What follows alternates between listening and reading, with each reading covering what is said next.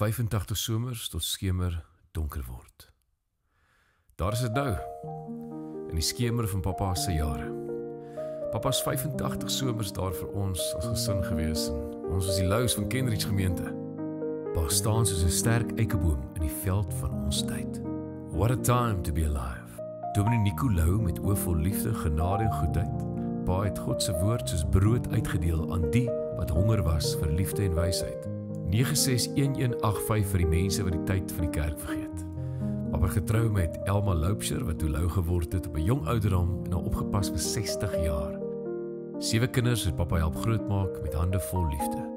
Een seun, Frikkie Lou, moes vroeg hemel toe gaan.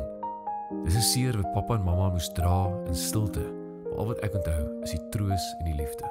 Papa was 'n held vir die armes en die rykes, die vriend vir enige alleen mense en die gemeente se kinders het altyd na papa toe gekom vir raad. Papa was 'n mentor vir ons gesin en alle naastes. Papa kom met woorde en gebede, 'n boodskap vleg deur die storms van die lewe. Slim soos Salomo, goedhartig soos Josef se mantel, het papa lig gebring waar daar eens duisternis was.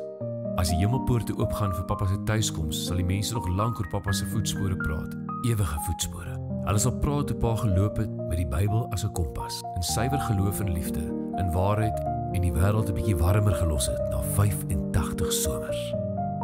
Want soos gesê word in Prediker 7 vers 1, 'n goeie naam is beter as kosbare salf, en pa se naam sal bly hang soos 'n heerlike reuk van die oggenddou in die lug. Tot die laaste dag wat ons almal weer huis toe gaan en mekaar weer sien. Ek, die jongste van ons 7, ek sal aanhou optree, vreemde verhoë vir vreemde mense my boodskap bring. En as ek so gelukkig is om 85 somers te oorleef, sal ek vir God dankie sê.